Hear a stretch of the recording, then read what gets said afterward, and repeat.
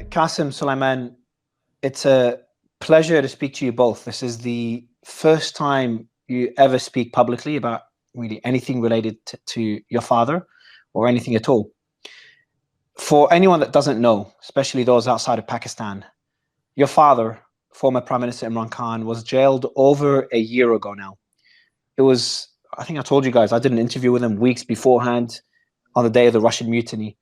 And it's one of the most emotional interviews I've ever done.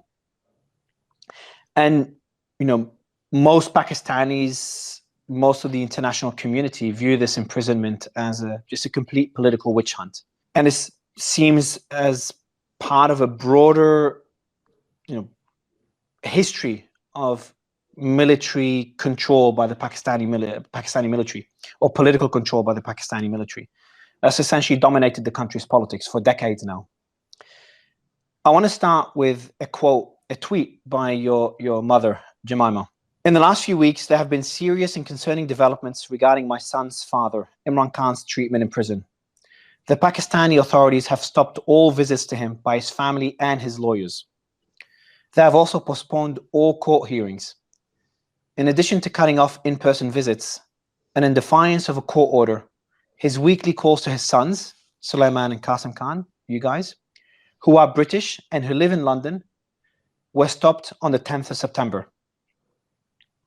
We've received reports that the authorities have now turned off the lights and electricity in Imran Khan's cell, and he's no longer allowed to leave his cell at any time.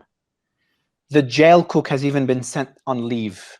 He's now completely isolated, in solitary confinement, literally in the dark, with no contact with the outside world.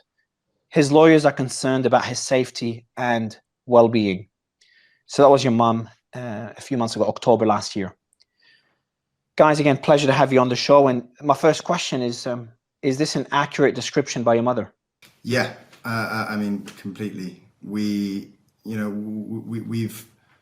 known for a while that he's gone through periods of having no light in his cell. He's been in there for nearly 2 years, and there have been periods of, no access to the outside world, no access to doctors.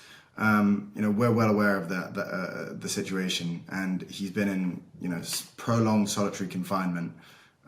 So, if only we were able to speak to him more. The court mandates that we speak to him once every week. We speak to him once every 2 or 3 months, if that. I think when that tweet was put out, was actually after large protests in Pakistan about the elections and about just general suppression of democracy in Pakistan. And as a punishment, I think they really ramped up those punishments, no light in the cell, no visitors, and so on. So I heard that and I think he mentioned it himself, and a few others have talked about it, that he's in a death cell, which is essentially not only solitary confinement, but solitary confinement that's mainly aimed at either those with a death sentence or even terrorists. He put out a message himself, I think it was mid last year. He said, quote, "I am confined in a 7 by 8 foot death cell, typically reserved for terrorists to ensure they have no contact with anyone." Can you tell me more about that cell and his conditions, and maybe also give us an idea of the last time you've spoken to your father? What we know is that he has no access to other prisoners. He is, alone in there. He's occasionally in the pitch black for prolonged periods. There was one period where he was in there for 10 days in the pitch black, no electricity, no nothing. And I remember when I spoke to him about that, he said the first 2 days were beyond difficult, and then he was able to get into a kind of Zen-like mentality, and what ended up being 10 days, he said it could have been a year.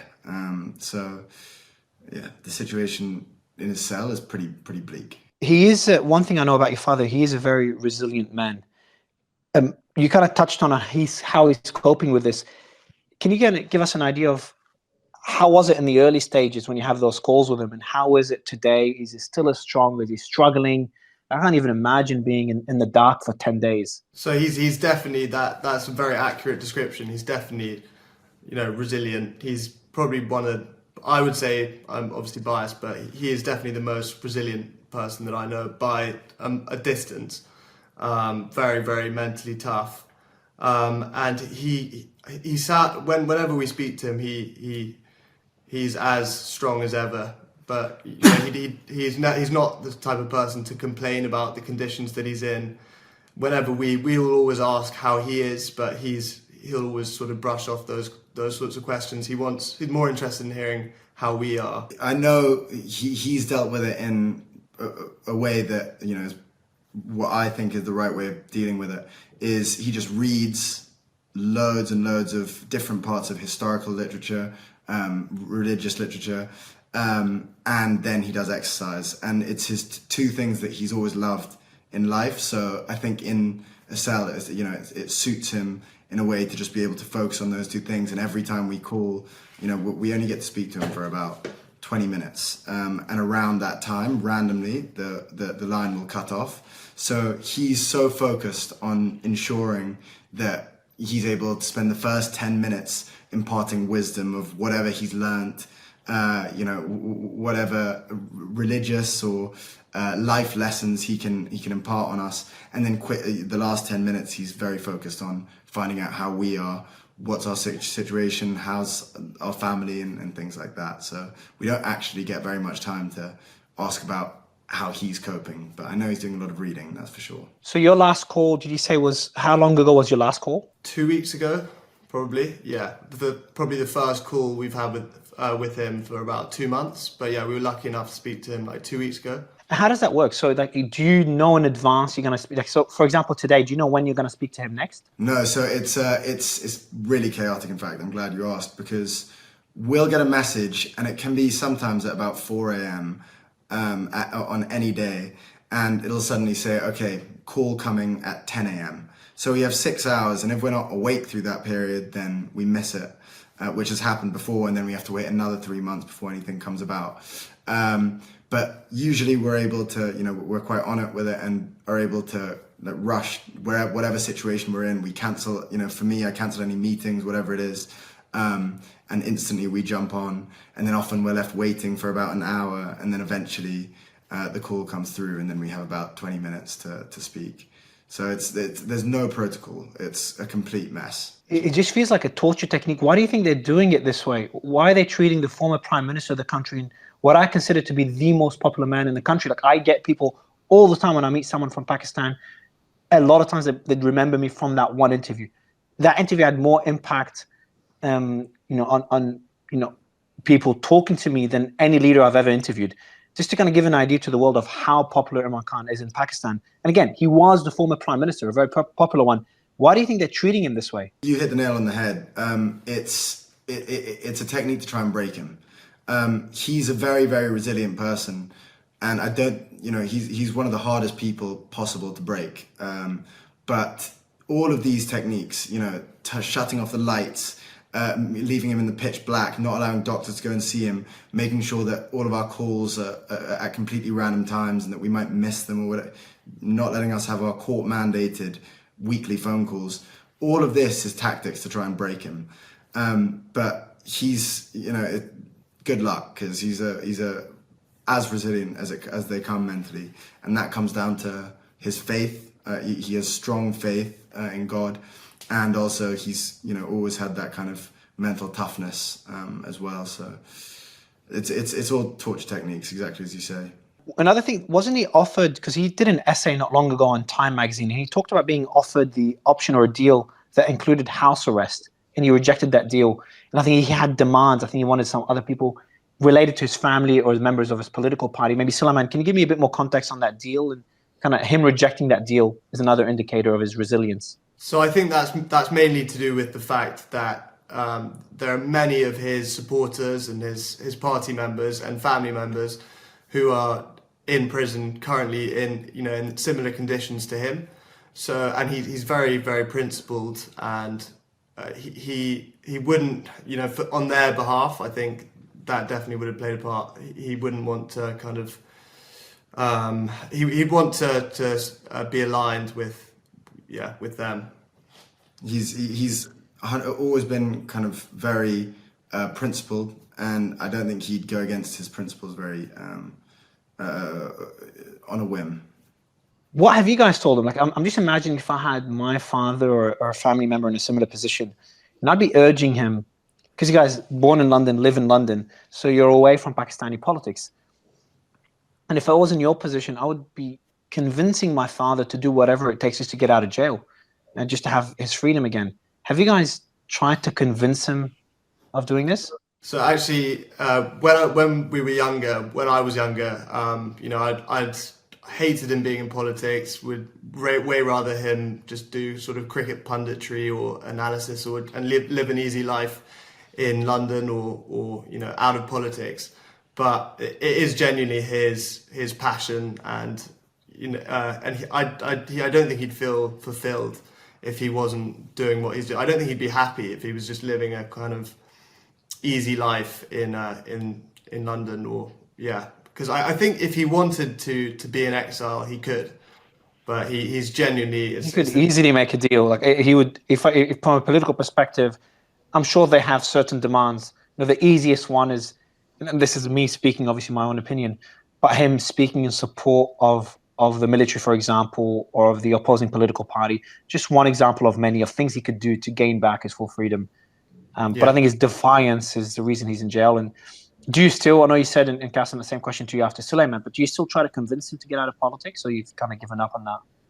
No, I mean, I personally would never, I wouldn't even want to say that to him, because imagine you're his son and all he speaks to. So when we spend time with him, a lot of the time we'll be kind of whatever, when we were younger, we were playing cricket with him. Now, watching films, whatever it is, half of the time he's spent lecturing us on rule of law, justice in Pakistan, how, the reasons why he got into politics, we know them so well.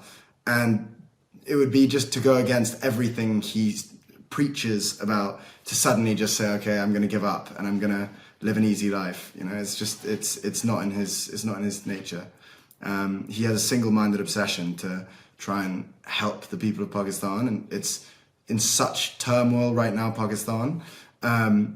He's dedicated to it, and he's not going to give up. And he's always wanted you guys to be out of politics. Is that correct? Yeah.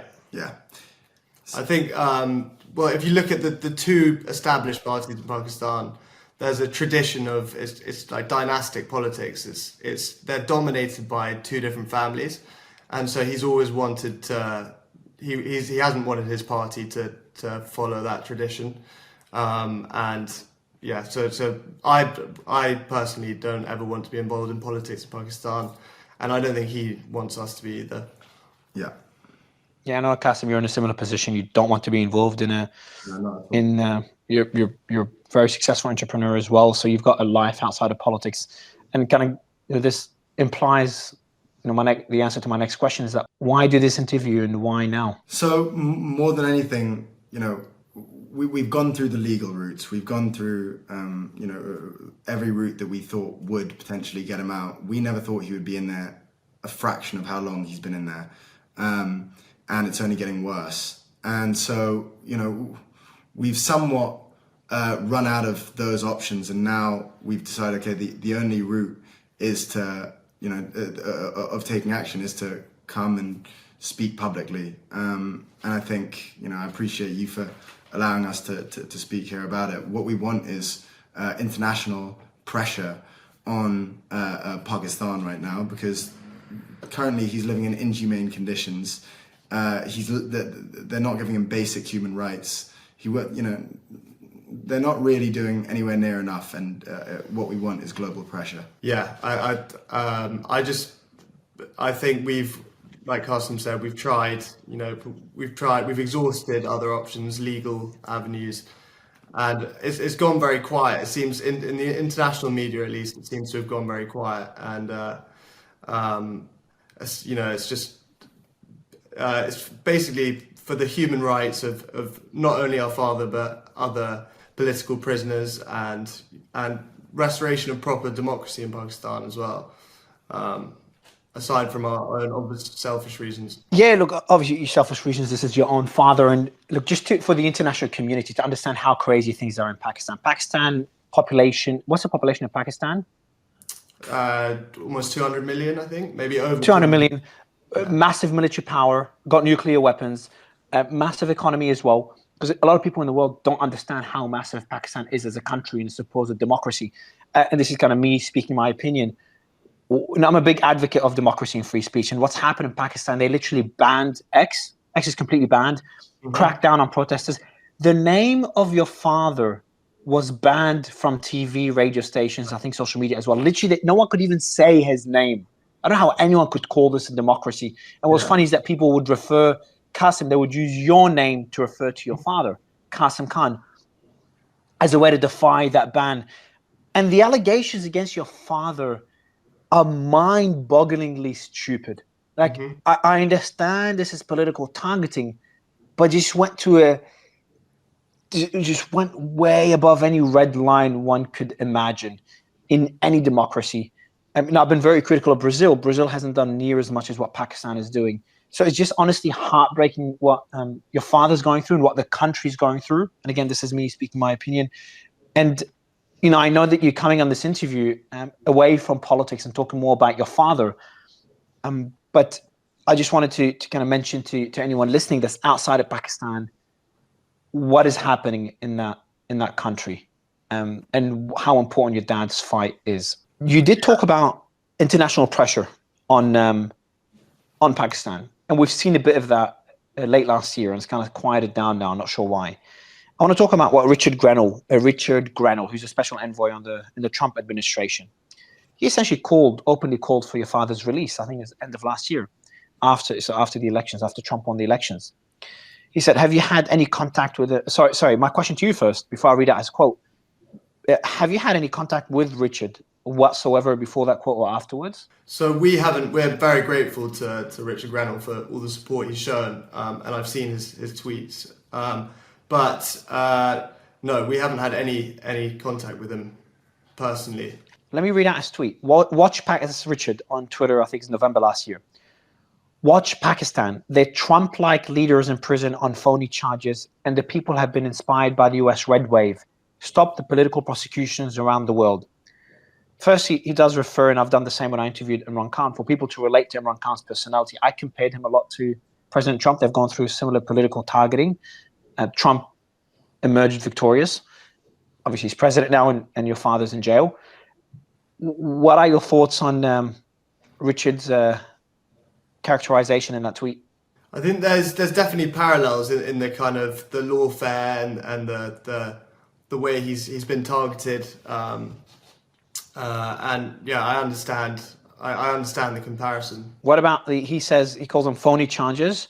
He also says that people have been inspired by the US red wave, and he calls it political prosecution, which you've kind of mentioned already.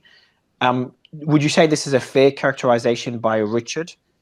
And to add to that as well, what would be your message to others in the Trump administration, including Trump and Elon himself, on what they could do to help, if anything, to help your father? So I think that's definitely a fair characterization when it comes to Pakistani politics. 100%, they're false charges, trumped up charges. Anyone who looks into it a little bit can kind of see that. In terms of a message to the Trump administration, we'd call for any government that supports free speech and proper democracy to join the call for our father's release, and especially the most powerful leader in the world. I mean, I completely agree. I mean, what we want is just the international community to look at what's going on and hopefully take action. And who better than Trump to gain the attention of? So, we'd love to speak to Trump or try and figure out a way where he would be able to help out in some way, because, at the end of the day, all we're trying to do is free our father, bring democracy in Pakistan, and just ensure he has basic human rights. Would you be open, so if there's anyone in the world, anyone with a large following or political influence that would like to help, and this is a question I just thought of now, would you like them to just be public about it? Would you like them to reach out to you guys? What would you What would you recommend? What would you ask people to do? Both, I think, to definitely speak out about it. I think that's huge. That would be huge, just to create a bit more noise, because it's definitely gone a bit quiet recently. And definitely, if someone had a bit of we would love people to reach out to us if they have some influence or a potential to help with this situation. I want to read out a quote here from your father, going back to what we talked earlier, because it's not just your father that was targeted. His current wife is in jail. Other family members of his political party have been targeted in different ways. I remember when I interviewed your father, a lot of people within his party were on the run or in different countries worried about family members. I've spoken to many of them privately. I'll read out a quote again from the same essay from your father in Time magazine. He says, "Our social media volunteers, supporters in the diaspora, and activists have had their families harassed and abducted, all in an effort to silence dissent." Have you seen this? Is that true? Have people been abducted that are supporting your father? Yeah, I think it's been quite widely reported that there have been journalists, supporters, party members who've been abducted, kidnapped. There have been reports of people being tortured. I think that's pretty valid. Does that worry you guys? Go ahead, Kasim. Well, no, I was going to say, I mean, Suleiman cautiously says there have been reports. It seems pretty clear, they're giving speeches looking disheveled and suddenly no longer part of my father's party, PTI, and all of a sudden they're, giving up on politics, and, it's pretty clear. Is that a reason? So I know I asked you earlier, why are you speaking publicly now? What's the reason you've never spoken before? And maybe going back and maybe you could describe the early days when your father was arrested. Where were you when you heard about it? What first came to your mind? Did you expect it? I know you already said you wouldn't expect it to take this long. I'd love to know this first, why not spoken publicly before? And the early days of the first arrest and release, because there was massive protests, and arrested again when everyone just kind of slowly quieted down. So we've always been quite private people. It goes back to what we were talking about earlier, where our father never wanted us to be in politics. We were never interested in it anyway. And so it made sense to just live a more quiet life. And that was a good element of living in England, is that we didn't have to live quite so much in the public eye. But I remember very vividly where I was when he got arrested. I was about to give, at the time, the biggest speech of my life for my startup, for Mifu. And I was about to get on stage and speak to about 100 people. And as I was preparing for it, it was about an hour and a half before, my business partner, I see him go pale, and he shows me his phone, and I see that he's been arrested. And at the time, we have quite a thick skin with this kind of stuff. We've seen him get shot. We've seen him get arrested multiple times. We've seen him, he's sat us down and told us he's going against mafias in Pakistan. We're quite used to this kind of thing. So when it happened, frustratingly, I remember I saw it, and I just thought how trivial my speech is, even though it was the biggest speech I could possibly give at the time. And I went up, and I my head was in the clouds, and I fluffed my lines, but we ended up doing okay. But what really stuck out is, at the time, I just, even though it shook me, I had no concept of how long it would be. I really thought it would be a couple of months maybe maximum. But this time, it turned out it's nearly 2 years now, and he's been in solitary confinement the entire time. It's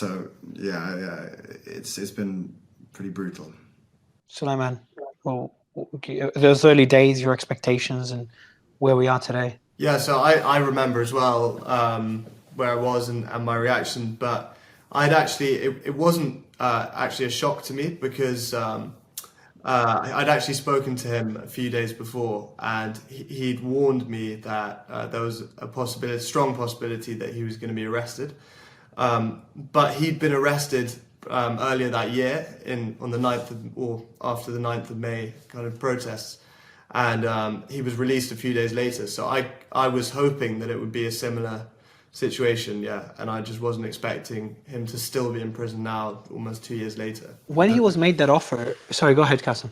I was just going to say, the very night before, just remembered, the very night before I was, it happened, I was messaging him about advice for public speaking because I was so nervous about speaking to 100 people. And then in the morning, funnily enough, he was taken.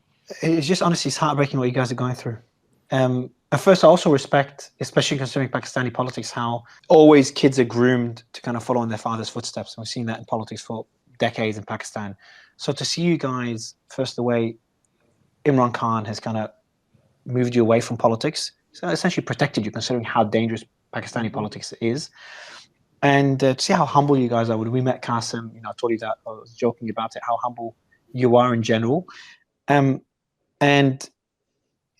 to see you guys speak publicly now in support of your father, knowing how brutal and aggressive Pakistani military or Pakistani government have been against anyone speaking out in support of your father, is something that I respect massively, and I really appreciate that you're doing this. I do want to ask you the question though. When he was offered the opportunity to go under house arrest to get out of jail, did he ever ask you guys?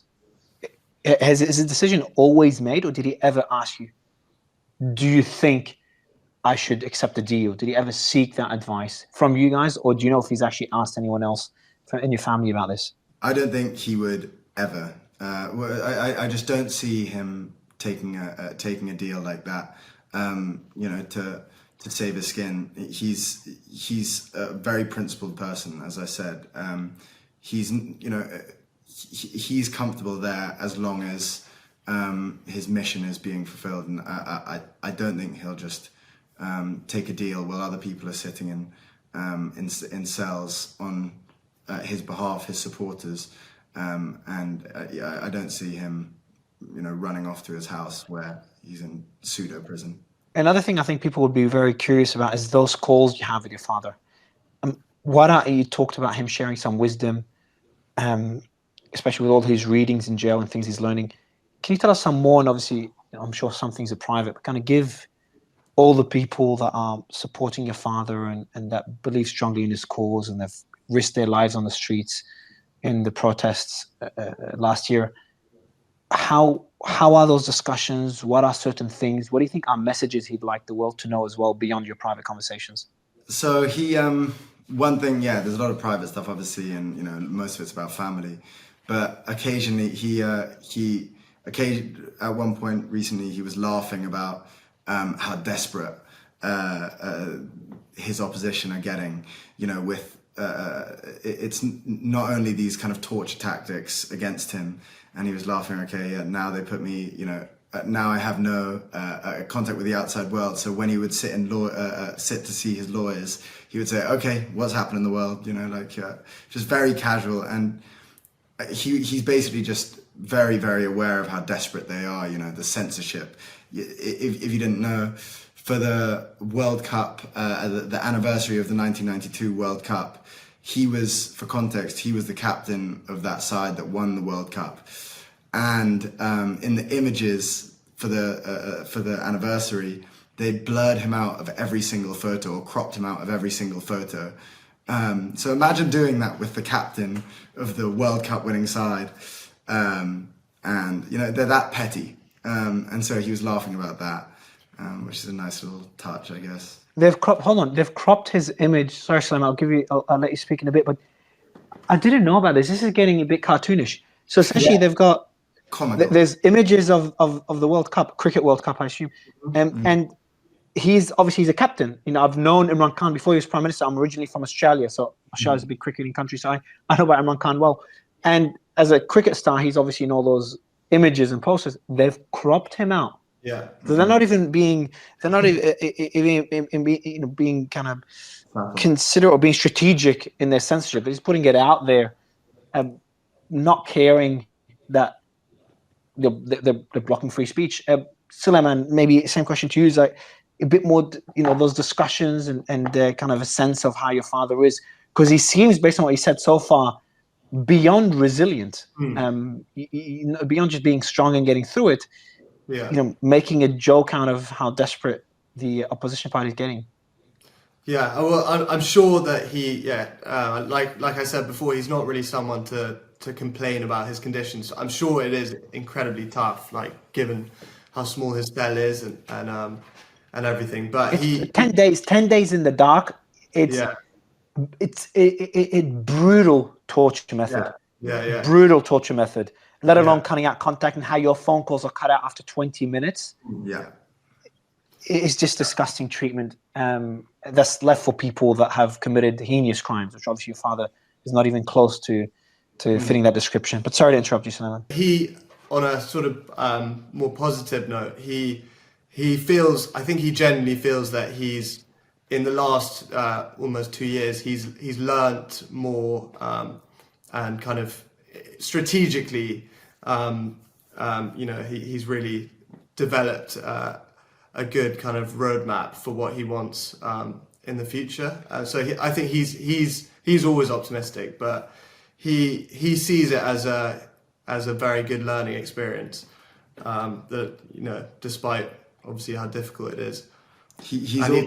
Sorry, I was going to say he's always been a big reader, but now he's had so much time to read about historical figures, leaders of the past, and also about faith, and he believes that he's grown more in these past 2 years than he has in the previous 20, and he said those words exactly, and as well as how much he's grown mentally, and he says spiritually as well. He says he has, he's been strategizing about what he can do when he's released for Pakistan. So yeah, he's one of the few people who's coming out of it, hopefully, or how he believes is stronger. Do you think he will come out of it?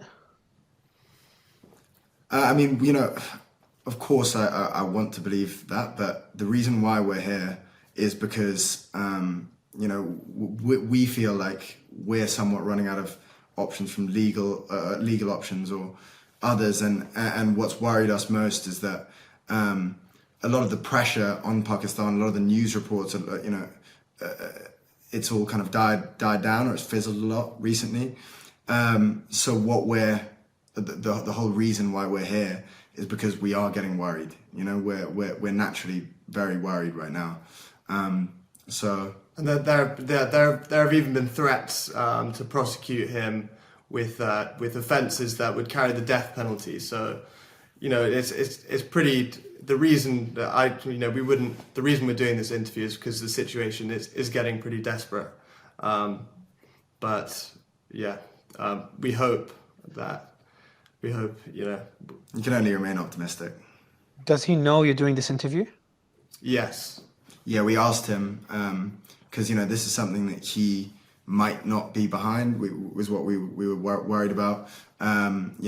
He always likes us to be private and stay away from politics and that whole world. But we asked him on one of the calls. We said, "Do you think it would be okay? We want to do this. We want to see if we can try and help." And he said, "Do it."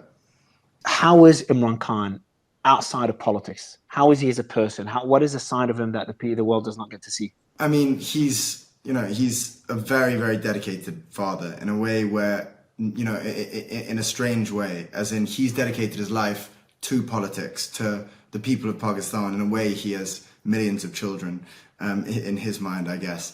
But every chance he would get when we were younger, I mean, he would come down to England.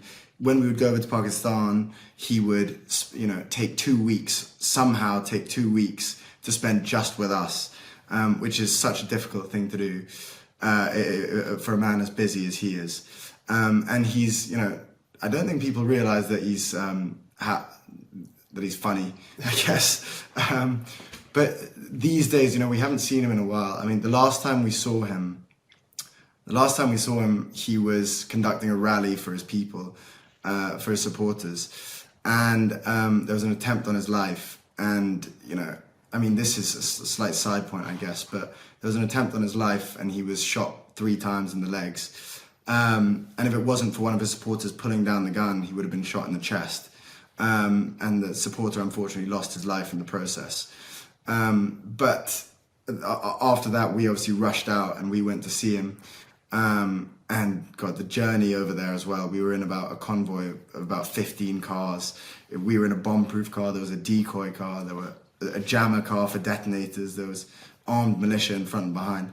And as we got to the house, we had to make sure our food wasn't poisoned. We had to stay away from windows for sniper threats. It was so chaotic, and it's, you know, such a stressful period.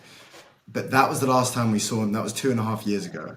That was the last time we were able to properly see him and speak to him. And he was, you know, in a wheelchair with bullets. And it's strange to see him in a wheelchair because he's usually such a presence. He still managed to be, despite hobbling about. But he, you know, that was the only time we were able to see him in recent times. And before then, you know, we weren't able to see him much. But in our early life, he would spend as much time as he could possibly make seeing us. You know, we would see him 7 or 8 times a year for prolonged periods. So it's such a dedicated father, and I don't think people really realize that. You were avoiding the windows because of the risk of snipers. People were checking if your food was poisoned. How do people check that? Taste it is the way. Holy shit, that's insane. Well, I mean, no. What a life. Be careful where the food came from, mainly. And, you know, when we went there, we had all of our cousins around who all came into the little compound. And I wanted to play cricket with them and things like that. And we weren't allowed outside in the garden, even though there were walls up high. So they were saying, okay, no, there are tall buildings all the way around there. So we couldn't do any of that. And you should have seen the way when we were trying to get from the airport to a car or the car to an airport, we were surrounded like we were penguins around by security, and we kind of shuffled into the car. It was so dramatic, and I don't say it lightly. I mean, because, you know, every time we've gone to Pakistan, there's drama, but this last time we went, it was beyond. Would you feel safe to go there now at all if you could see your father? Our cousins, I mean, we're urged not to go because, I mean, our aunties have been arrested. Our cousins have been arrested, some of them in prison still. And, you know, there's obviously a high threat. If we go, we provide a potential weakness for our father, another way where they can potentially get to him. And so he was always quite worried about us coming during the height of tension, because he was worried, you know, when they're desperate and they're pulling out all of these random ideas, you never know what they might do. But we've obviously thought about it. You never know. If you had a message to the Pakistani military or the establishment or those in power or those that make the decisions, what would be your message to them? I would say just respect respect democracy in Pakistan, respect the kind of the people's clear choice, which anyone who has looked into the previous general election can see. You know, they weren't allowed to stand. Our father's party, PTI, their candidates had to run as independents, and they still won the most. And let alone all the other ways they tried to obstruct the democratic process, they still won the most seats in the National Assembly. So it's pretty clear who the people's choice, the party that is the people's choice, and the leader that they've chosen as well. So I would say respect the choice of the Pakistani people. Exactly, and you know, when you're saying the techniques they used during the last election, in a country with a 40% illiteracy rate, they banned his symbol, which is the bat. Which the cricket bat is obviously synonymous with him. Very easy for anyone to be able to see who they're voting for. They banned it in the days leading up to the election, meaning that a huge proportion, 40% of the country, weren't able to know exactly how to vote for him. So as well as that, there was clear rigging, the most obvious rigging possible. They banned Twitter. They turned off internet for periods. You know, it was, the rigging is so clear. Probably the most blatant form of, rigging, election interference, censorship that I've seen in any democracy.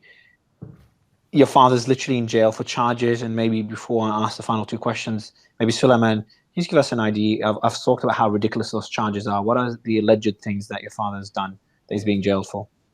So it's ridiculous. I mean, it's from things like selling exotic fruits to corruption charges. For me, for anyone who knows our father knows that he's not a corrupt person. If he was a corrupt person, he wouldn't have struggled for 20 years. Started his own party, struggled for 20 years to even be taken seriously in politics. He could have just joined one of the established parties, as they've offered him many times. And amassed wealth that way. But he's not I think even the establishment know that he's not a corrupt person. So it's absurd to charge him with corruption. Two last questions, guys. Before this interview, considering how sensitive the matter is, considering what's happening in Pakistan, considering the fact that you both have never spoken publicly, what was the reaction of your family? The family's been targeted politically for 2 years, if not more now. What were their reaction to you guys doing this? Obviously quite hesitant. Some of them were very behind it. I mean, it's a little bit of a mixed bag depending on who you ask. But, I think at the end, what we were able to say, convince them was that, if there's a way that we can help, and if there's any way that we can try and get him out of prison, whether that's pleading to the international community, speaking to people like Trump or whoever it might be, if there's any way that we can make a slight difference, it's worth doing. So we're happy to show our faces publicly for this. My last question to you guys is: you've spoken to your father 2 weeks ago. If he was doing this interview somehow, so we sneaked in a camera and did it live without the guards knowing, what would he say to anyone listening? What would be his message, especially to the people in Pakistan and to the people of the rest of the community? From our perspective, we can tell you that he's keeping, he will stay strong until he's released, and when he is, hopefully he can make a change. And guys, what would be your message? What would be your message, Kasim, Suleiman, to the people of Pakistan and to the rest of the world? Don't lose faith that I can tell you, has not lost faith. He hasn't given up. He's not just sitting in his cell, kind of twiddling his thumbs. He's very much planning for the future, believes that change is coming. So don't sort of lose faith and keep protesting the injustice. And to the international community, I think it's important to say, take action. If you can make a difference, there's someone who's in a solitary confinement cell who is being denied basic human rights. He should be the leader of Pakistan, and instead he's being kept in inhumane conditions, being tortured at periods. So if you care about human rights, this is paramount. This is number one on your list. Anything else that I missed in terms of what he's going through? Because I think it's very, very important to highlight this to the world. He would hate me saying it, but he's he's a man in his 70s, and he may be physically younger than that, and he may be physically very strong. But when you look at the facts, he's in his 70s and he's being kept in a tiny cell. And occasionally, the lights are completely turned off, no electricity at points, no access to a doctor, and he's been shot recently 3 times. It's completely inhumane. To wrap up my message to anyone listening, and I usually don't take many stances as I do my interviews and my coverage, but there's certain instances where I feel like I have no choice. Pakistan has a population, as you guys said, over 200 million. I just checked it, it's 250 million people. It's a nuclear power. It's an economic giant, and more importantly, it's meant to be a democracy. And Imran Khan, as defiant as he is, and I might disagree with a lot of his policies, and I'm sure even you guys might disagree with your father's policies and some things he says, the people have voted for him. And I think the world needs to understand that if you stand idle when one democracy is threatened, and if it works, whoever tries strategy in one democracy, it could be replicated in other democracies. I think it's important to, no matter what your political stance is, to fight for certain values, and democracy is one of them. So I hope your father is out of jail. I hope he's healthy. I hope things change in Pakistan, and I hope you guys could lead a normal life, you and the rest of Imran Khan's family. I really appreciate your time. I appreciate Imran Khan saying okay to this interview, and I hope to be interviewing Imran Khan again, hopefully soon. I really appreciate your time, Kasim and Suleiman. Thank you, guys.